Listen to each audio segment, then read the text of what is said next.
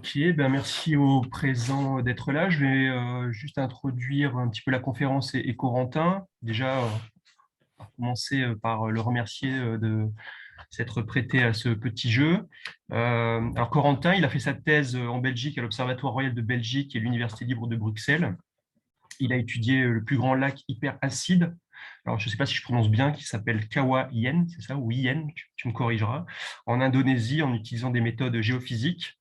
Et puis après, il est parti en postdoc à Singapour pour étudier les infrasons liés à des éruptions volcaniques en Asie du Sud-Est, puis à l'université de Cambridge, où il a étudié les éruptions islandaises. Alors là, d'un nom imprononçable, donc je te laisserai le dire aussi. C'était le Il est- piège, justement. Ouais, non, mais je vais même pas essayer. Il est revenu en Belgique après où il s'est focalisé sur les éruptions hydrovolcaniques, d'abord à l'Université libre de Bruxelles, puis à l'Université de Gand. Après 3 ans comme chargé de recherche IRD à ISTER, il a commencé un poste de chargé de cours à l'Université libre de Bruxelles.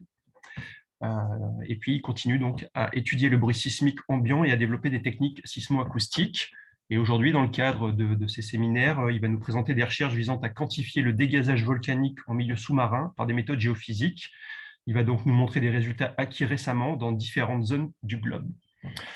Je te remercie, je te laisse la parole. Et puis, je propose aux autres peut-être d'enlever les vidéos et on reviendra après, comme ça on lui laisse un maximum de flux. Super. Ben, merci pour l'intro, Stéphane.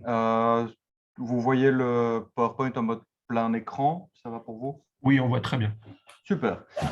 Bon, ben, je vais vous, comme indiqué, je vais vous présenter des résultats récents. Il y a beaucoup de choses qui ont été développées, notamment à Easter avec Jean Van Hemmelbroek, que certains d'entre vous connaissent, avec Robson qui est lui aux États-Unis, et des collègues d'XBlue qui nous ont permis d'utiliser des super instruments, de les déployer dans différents sites. Donc, il y a Guillaume Jouve, Guillaume Matt, pardon, et Frédéric Mosca. Et puis, il y a une série de collègues un peu partout, en Italie, en Belgique, en Allemagne, mais aussi aux États-Unis. Et donc, voilà, j'essaie de synthétiser tout ça, mais de ne pas vous inonder de noms. Donc, l'objectif ici, c'est de vous montrer un peu ce qu'on a développé ces dernières années, essentiellement sur la partie hydroacoustique. Vous verrez qu'il y a aussi de la sismologie liée au bullage volcanique. Et donc, pour vous rappeler un peu c'est quoi les enjeux et pourquoi on s'intéresse à tout ça. Donc, il y a énormément de gaz volcaniques qui sont en fait les déclencheurs des éruptions explosives, notamment. Donc, les grosses éruptions, souvent, il faut du gaz pour les déclencher. Et donc, c'est pour ça qu'on s'intéresse au gaz. La majorité des quantités de gaz sont en fait émises de manière passive par les volcans, donc lorsqu'ils sont au repos, si vous voulez. Donc, on peut prendre l'exemple proche de chez nous comme l'Etna, qui lâche des quantités très, très importantes de gaz dans l'atmosphère alors qu'il n'est pas en éruption. Et un des problèmes qu'on a, c'est que la détection de ces espèces gazeuses, comme le dioxyde de carbone, par exemple, qui est vraiment un des gaz majeurs, elle est très compliquée dans l'atmosphère. Comme on le sait tous, il y a beaucoup de dioxyde de carbone dans l'atmosphère. Et donc, le background est tellement élevé que ça va être extrêmement compliqué de mettre en évidence le dioxyde de carbone volcanique lorsqu'on se trouve à l'air libre. Et par conséquent, ce qui se passe, c'est que les estimations globales de ce qui est émis par les volcans vont varier de manière importante. Donc, il n'y a pas vraiment de chiffres précis sur ces estimations. Ça varie entre 66 et 540 mégatonnes par an. Et d'autre part, un des soucis qu'on peut avoir pour d'autres espèces qui sont aussi majeures, comme le dioxyde de soufre, c'est quand le dioxyde de soufre est émis dans l'atmosphère, on le détecte normalement très bien, notamment par les images satellites. Mais malgré tout, pour vraiment comprendre les processus à la source ce qui se passe dans le magma, si vous voulez, ça va être compliqué parce qu'il y a une dilution qui est quasiment immédiate dans l'atmosphère. Et donc, on a du mal vraiment à travailler sur les processus volcaniques quand on se situe sur des techniques qui, je veux dire, vont être sensibles au gaz dans l'atmosphère. Et donc, même le SO2, qui est pourtant le traceur idéal lorsqu'on parle de processus volcanique, va devenir compliqué à relier au processus à la source. Et donc, vous voyez ici à droite une carte de ce qu'on sait au niveau du CO2 dans différentes zones du globe. Et vous voyez qu'on connaît quand même certaine chose. On a des informations sur le CO2 dans différents endroits, mais c'est encore assez léger par rapport à ce qu'on connaît en termes de SO2. Et donc, le CO2 va être une des espèces qui nous intéresse beaucoup et qu'on va pouvoir étudier de manière assez intéressante avec tout ce qui se passe sous l'eau. Et donc, le but du projet, il y a plusieurs projets, hein, mais le projet principal, je dirais, c'est étudier les mécanismes des calderas, donc qui sont des gigantesques dépressions à fond plat, donc qui se sont formées lorsque une chambre magmatique qui a alimenté une super éruption, par exemple, ou une grosse éruption, va être vidée. Et donc, le toit va simplement s'effondrer parce qu'il n'y a plus rien en dessous, donc il y a une cavité qui restait libre. Et donc, le toit s'effondre et permet de former ces fameuses dépressions à fond plat qu'on appelle caldeira, qui peuvent faire des dizaines de kilomètres. Et donc, nous, dans un premier temps, avec Jean, notamment, quand je dis nous, c'est surtout Jean Van Demelbroek, on s'est intéressé à des calderas. Et le but, c'est vraiment d'essayer de surveiller les sons qu'il y a dans l'eau. Et donc, comme je l'avais dit, les gaz sont les déclencheurs des éruptions. Ils sont émis de manière passive. Et il y a 75% du volcanisme qui se produit en fait sous eau. Et donc, c'est vraiment un enjeu important, c'est de mieux caractériser ce qui se passe sous l'eau. Donc, les calderas, en plus d'être capables de super-éruptions, d'éruptions assez importantes, sont caractérisées par des zones restes. Alors, les zones restes, c'est un des thèmes fourre-tout de la volcanologie. C'est en gros toute déviation par rapport à un état de background. Donc, les volcans, on les surveille, ils ont une certaine activité sismique. Et puis, à un certain moment, si l'activité sismique augmente, on va appeler ça un non-rest. Si on prend l'exemple des champs flégréens, qui est une énorme caldeira, eh bien, ils sont capables d'un reste assez important et qui peuvent soulever le sol de plusieurs mètres en quelques mois. Donc, c'est des zones restes assez inquiétants, parce qu'il faut s'imaginer qu'il y a des gens qui vivent là-bas dans les champs flégréens. Donc, à côté de Naples, il y a 1 million de personnes qui y vivent. Ils ont parfois des fumerolles qui apparaissent à 400 degrés dans leur maison. Donc, ça n'est pas suivi par des éruptions spécialement, mais provoque des situations assez anxiogènes pour les populations. Et donc, l'astuce, si vous voulez, du projet, c'est d'aller se placer sous l'eau. Pourquoi? Parce qu'on détecte très facilement des bulles dans les milieux aquatiques. Donc, ce que je montre ici en bas à gauche, c'est une campagne d'éco-sondage qui a été faite dans le lac Kawajan, donc en Indonésie, qui est un lac très acide. Donc, là, vous me voyez avec mon superviseur de thèse sur le lac acide. Je ne ferai plus ça aujourd'hui parce que c'est probablement un peu dangereux. Il a un pH de 0. Parfois pH négatif. Et donc, vous voyez que ça nous a permis notamment de mettre en évidence le fond du lac, ce que j'ai tracé ici avec une ligne blanche, mais aussi des colonnes d'écho qui sont rétrodiffusées dans la colonne d'eau et qui, dans ce cas-ci, sont liées à un fort contraste d'impédance provoqué par les bulles et des sphérules de soufre. Et donc, les objectifs du projet au sens large, c'est de quantifier, donc plus simplement caractériser le bullage et faire des cartes de bullage, mais le quantifier, c'est d'avoir une idée du volume des bulles, aller vers la surveillance et essayer de comprendre les mécanismes qui se produisent sous ces volcans. Et enfin, mais ça c'est pour plus tard, essayer d'estimer la contribution en CO2 fournie par les volcans sous eau. Au niveau du contexte, on est rattrapé un peu par l'actualité, notamment à cause de l'éruption dans les îles Tonga d'il y a quelques semaines, donc début janvier, qui est probablement une des plus grosses éruptions, en tout cas une des plus violentes de ces dernières décennies, probablement ce dernier siècle, où on a vu des cendres qui ont été émises jusqu'à près de 50 km dans l'atmosphère. Donc, c'est vraiment une éruption colossale. On est en train de l'étudier de différentes façons. Une des questions scientifiques qui se dégage actuellement, c'est de savoir si l'explosivité peut être expliquée justement par la configuration un peu particulière du volcan qui était sous eau, mais pas trop profond, donc autour de 200 mètres de profondeur. Et donc, ce qui aurait pu augmenter l'explosivité de l'éruption, qui a déclenché un tsunami, comme on le sait tous probablement maintenant. Et puis, vous avez l'éruption du Krakatoa ici en 2018, qui a également déclenché un tsunami et qu'on a étudié un peu en détail. Donc, disons, une des questions de recherche aussi, c'est de savoir ce qui se passe finalement quand on se trouve à faible profondeur et pourquoi ça augmente l'explosivité, quels sont les risques liés au tsunami, qui n'est pas vraiment ce qui, moi, m'intéresse directement, mais il y a vraiment beaucoup de questions de recherche qui sont liées à ces volcans qui sont sous eau. Alors, les études précédentes, bien, il y en a eu plusieurs. Elles ont été effectuées maintenant il y a quelques décennies, notamment par Jean Van Demelbroek sur le lac Kelut, qui est le lac que vous voyez ici en bleu, qui change fréquemment de couleur. Vous le voyez ici en jaune il y a quelques années, en 2019.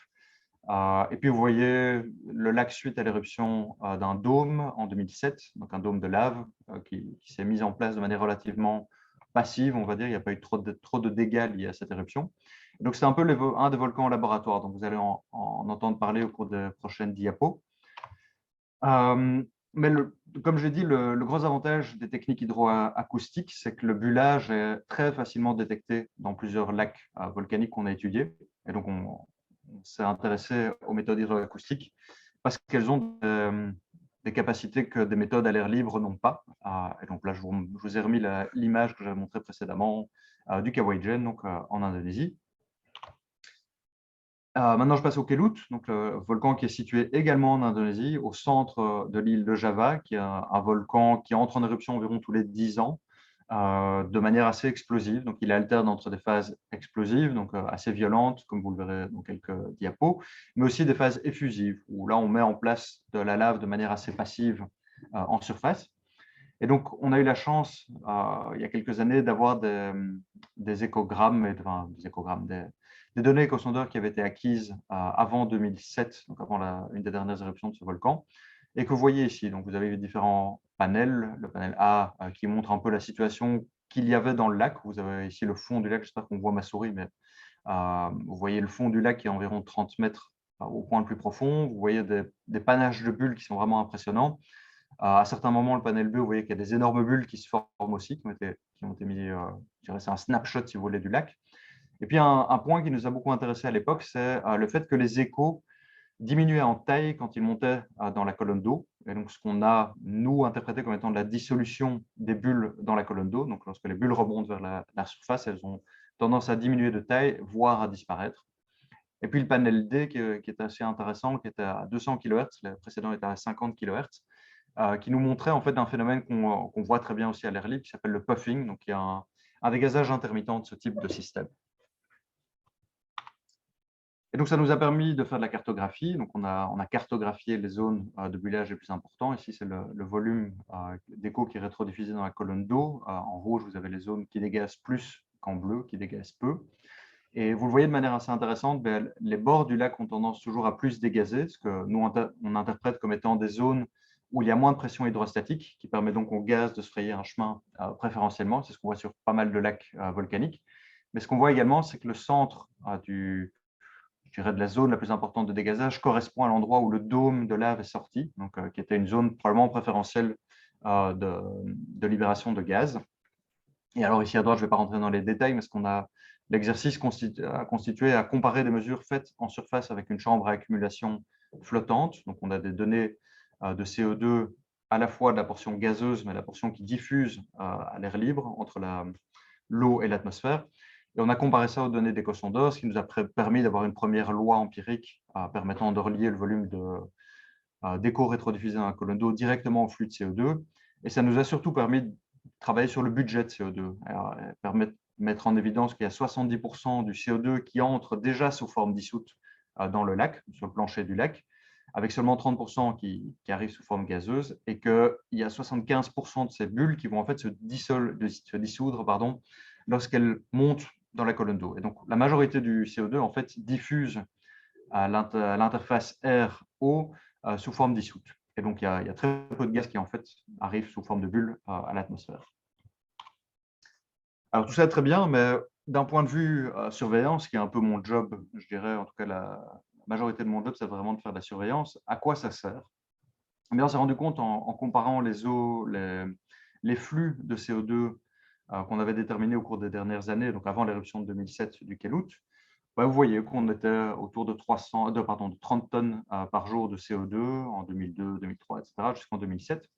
Et puis, moi, je n'étais pas là, mais quand mon superviseur et son équipe retournent sur le Kelut en 2007, ils sont un peu interpellés parce qu'ils enregistrent environ 300 tonnes par jour de CO2. Et donc, ils pensaient qu'il y avait un problème avec le capteur, en fait. Donc, ils sont retournés sur une baignoire pour voir s'il n'y avait pas un problème. Mais non, a priori, les flux étaient 10 fois plus élevés que les années précédentes. Et donc, tout ça était 4 mois avant l'éruption, qui a eu lieu en novembre, donc c'était en juillet. Et ils ont vu que ça a continué à augmenter. Et puis, 2 mois plus tard, la sismicité et la déformation ont elles aussi augmenté. Et ce qui est devenu donc assez interpellant.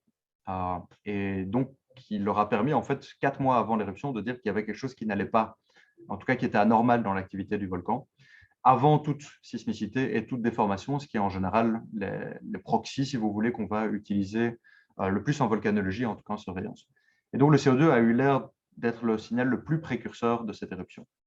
C'est un point important et un point intéressant en termes de surveillance. Et donc, le volcan, comme je vous le disais, le Kelut, est capable de grosses éruptions pliniennes. Là, ici, vous avez l'éruption en 2014 qui a envoyé descendre jusqu'à 30 km d'altitude. Ici, coup de chance, en 2007, mais en fait, finalement, Le beau lac dans lequel il y avait plein d'instruments a disparu à cause de l'émission d'un dôme de lave, mais il n'y a pas eu besoin de faire de grosses évacuations de population. Et bon, finalement, à part les instruments qui ont été, je dirais, mangés par le dôme de lave, il n'y a pas eu de victimes ou quoi que ce soit. Donc, c'était une éruption qu'on appelle effusive, qui a vraiment été complètement différente de ce qui avait été vu précédemment. Et enfin, je vais essayer de ne pas être trop long, mais je crois que ça va toujours au niveau du temps. Dans les autres techniques que les volcanologues ont alors, dans leur arsenal, on va dire, de monitoring, bien, on a aussi travaillé sur les problèmes de CO2 dissous, pas les bulles cette fois-ci, tout ce qui est dissous dans l'eau. Et vous voyez ici une time series, donc l'évolution du flux de CO2 en fonction du temps dans le lac Taal, qui est un lac situé aux Philippines. Et donc là, vous avez 1 point par jour, c'est ce que vous voyez en bleu. En dessous, enfin, pardon, j'aurais dû commencer par la courbe verte, qui est une courbe simplement, on a retiré l'influence des saisons, et donc c'est une sorte de courbe moyenne par rapport à la courbe bleue, qui est vraiment une information beaucoup plus résolue, donc jour de manière quotidienne. Vous avez en dessous, en noir, les tremblements de terre, et puis au-dessus, la température du lac en rouge. Et donc, ce qui est assez intéressant, c'est que l'éruption du volcan Taal s'est produite en 2020. Et vous voyez qu'il y a une première augmentation significative de CO2 qui est liée aussi à une augmentation importante dans la sismicité, mais il n'y a pas eu d'éruption. Et puis, vous voyez qu'un an et demi avant l'éruption de 2020, donc qui s'est vraiment produite ici, vous avez une augmentation du flux de CO2 graduel et qu'on a, nous, interprété comme étant lié à la mise en place de magma dans les portions relativement superficielles de la plomberie volcanique. Et donc, il y a à nouveau un signal précurseur très important. Vous voyez que la sismicité a augmenté, il y a la déformation qui a également augmenté, mais à nouveau montre que c'est vraiment un paramètre à surveiller dans le cas des lacs volcaniques ou même des baies volcaniques, on pourrait dire. C'est d'autant plus intéressant que les temps de résidence du CO2 dans ce lac sont extrêmement faibles, donc autour d'une semaine. C'est donc beaucoup plus intéressant que tout ce qui est géochimie dans le lac, qui a tendance à être nettement moins réactif, de l'ordre d'un mois. Et donc, pour quelques images, parce que bon, c'est l'avantage quand même de la volcanologie, c'est qu'on a des belles images. Vous voyez le volcan Taal et son lac qui faisait 40 millions de mètres cubes, pH de l'ordre de 2-3. Et puis, vous avez la situation en novembre 2020. Et puis, ben voilà, la situation pendant. Donc, en novembre 2020, c'est après l'éruption, donc quand le lac est déjà revenu dans le cratère. Et vous avez l'éruption à droite qui a quand même été une éruption importante. Et enfin, dernière technique dans l'arsenal du petit volcanologue, c'est l'hydrophone, donc qui a été en fait le pionnier, on va dire, c'est Jean Van Vellebroek, qui est un des premiers à avoir mis un hydrophone dans ces mares volcaniques, et à nouveau dans le volcan Kelut dans les années 90, un peu avant les années 90. Et ce que Jean a vu, c'est qu'il était capable de mettre en évidence différents processus en filtrant le signal dans différentes bandes de fréquences. Et il y a notamment un signal audio qui a augmenté en fonction du temps. Juste avant l'éruption, ici, c'est la barre que vous voyez dans le panel C, vous voyez l'éruption dans les années 90, et vous voyez l'augmentation dans la gamme audio avant l'éruption. Bon, malheureusement, évidemment, il y a toujours des problèmes en termes d'acquisition des données, mais c'était vraiment une des études les plus séduisantes, je dirais, en termes d'hydroacoustique. Alors, pour ne pas vous inonder d'informations, je crois que je suis toujours bon dans le temps, je vais vous montrer un peu ce qu'on a fait ces dernières années. Donc, on a cherché des sites faciles d'accès. On a sélectionné un lac qui est situé en Allemagne, qui s'appelle le lac Örsee, qui est dans l'Eifel, pas très loin de Bruxelles, pas très loin non plus de la France, qui est un lac assez joli, très facile pour faire des mesures. Mais en plus, qui était auparavant, je dirais plutôt un site de test, qui est devenu plus que ça, parce que le lac a eu le volcan a eu une éruption plénienne il y a 13 000 ans, donc vraiment une grosse éruption qui est actuellement, on peut dire, endormie. Il y a beaucoup de bulles et des études récentes ont montré qu'il y avait une sismicité relativement superficielle mais aussi profonde qui implique qu'il y a du mouvement de magma autour de 30 km de profondeur. Et ce qui a donc amené les Allemands à s'intéresser, à redensifier leur réseau et à faire davantage de mesures. Il y a aussi une inflation qui a été ici mise en évidence ces 20 dernières années. Ce que vous voyez en jaune et le volcan est symbolisé par un triangle.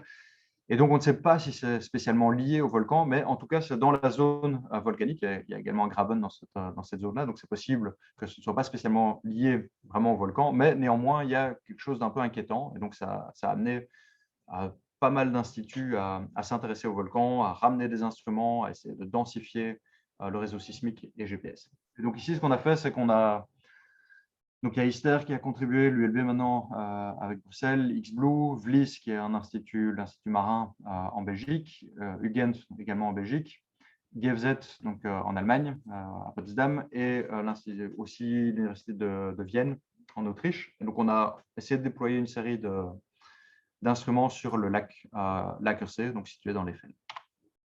Et bon, la première partie a été faite avec XBlue. On a déployé leur CPIX qui est un échosondeur assez haute performance qui nous a permis de mettre en évidence des poissons, comme on s'y attendait. Il y a beaucoup de poissons dans ce lac, mais également des bulles, ce que vous voyez ici, qui ont une morphologie, ou on dirait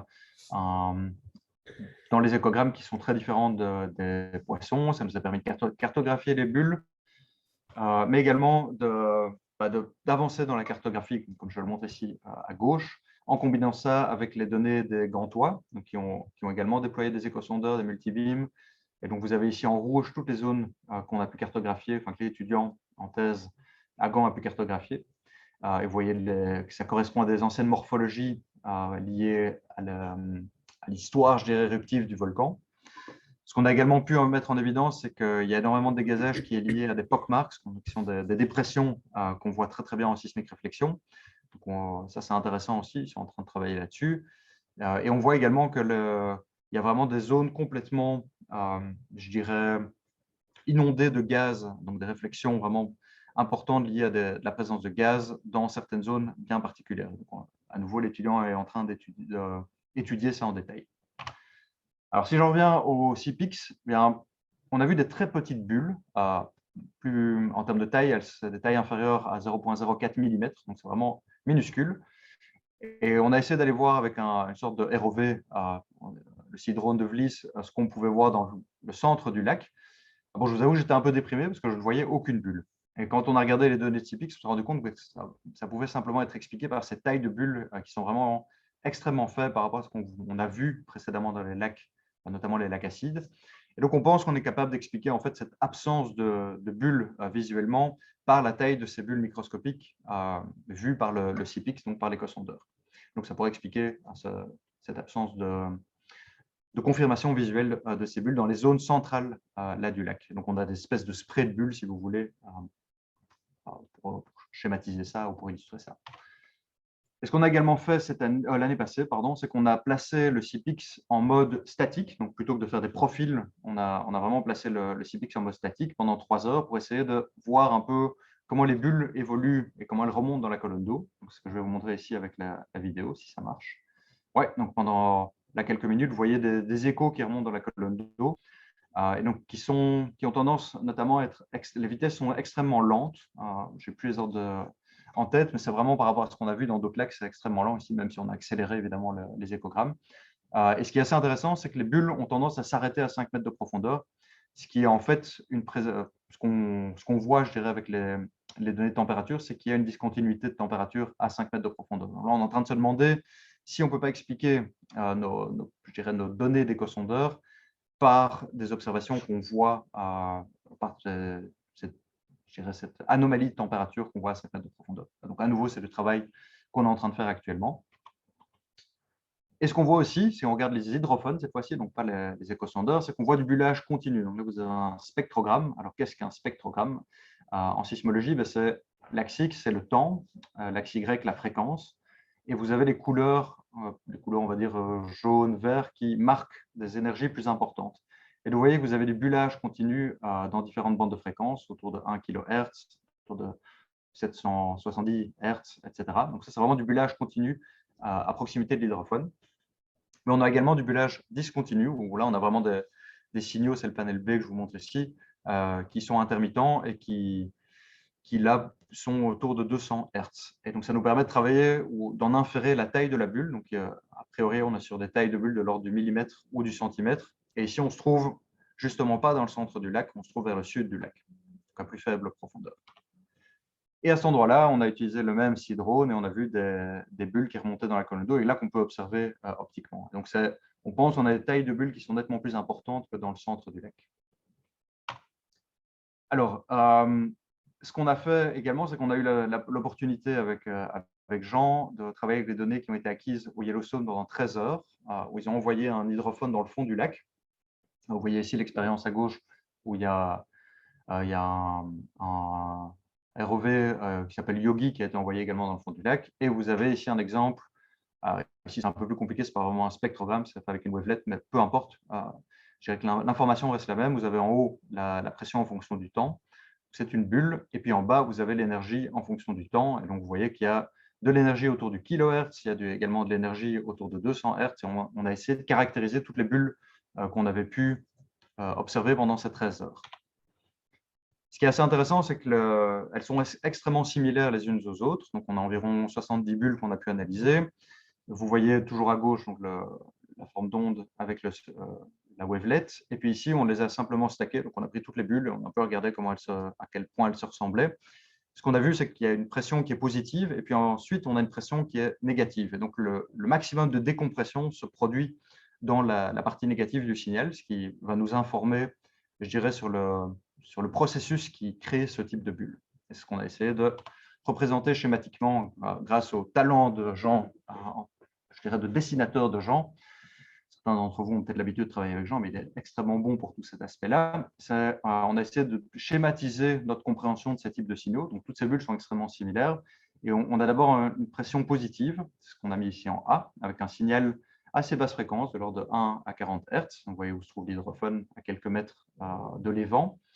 Et puis, on a une décompression qui se produit là dans l'eau. Et donc, vous avez un type de signal qui est la pression négative du signal. Et puis, finalement, vous allez avoir ce signal entre 100 et 200 kHz. Donc, pardon, vous allez d'abord avoir un signal de l'ordre du kilohertz. Donc, c'est le premier signal qui est lié à la cavitation de la bulle, donc la formation de la bulle. Et ensuite, quelques millisecondes après, on a la résonance de la bulle. Donc, c'est comme si elle respirait, si vous voulez. Et cette résonance va être caractérisée par des fréquences de l'ordre de 100 à 200 Hz. Et puis, finalement, la bulle a tendance à se dissoudre dans la colonne d'eau lorsqu'elle remonte vers la surface. Et donc, c'est actuellement notre meilleure explication pour ce type de signaux.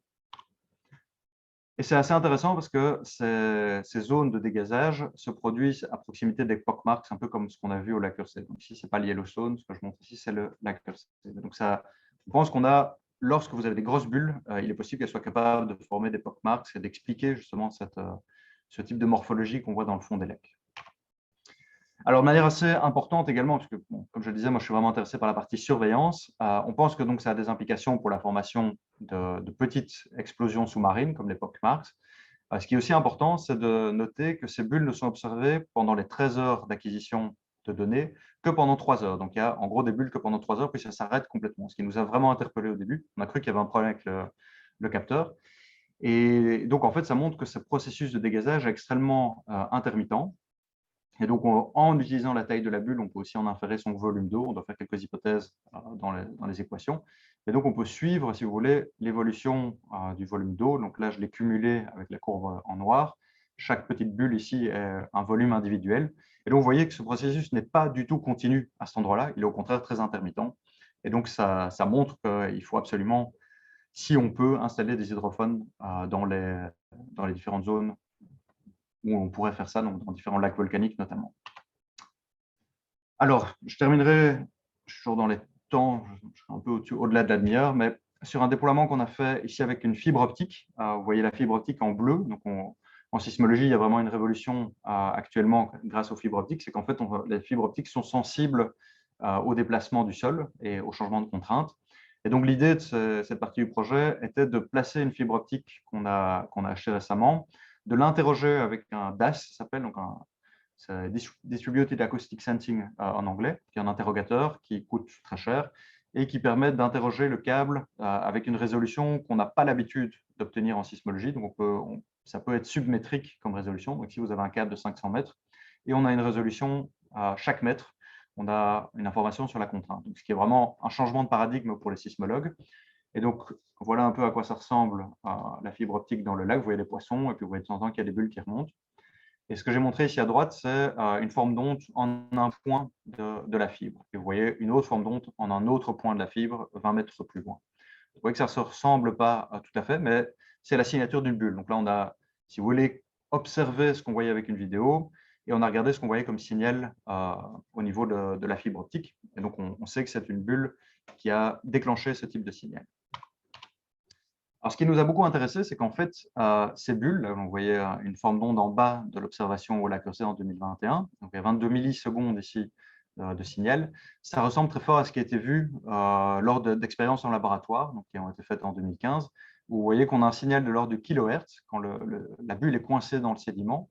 Et finalement, quand elle est échappée, elle s'échappe du sédiment, elle forme, elle déclenche, ou je dirais, elle produit un signal de l'ordre de 100-200 Hz, ce qui ressemble très fort à ce qu'on a vu lors de nos acquisitions de données dans le lac Cursey. Donc, on est évidemment en train de travailler sur ces signaux.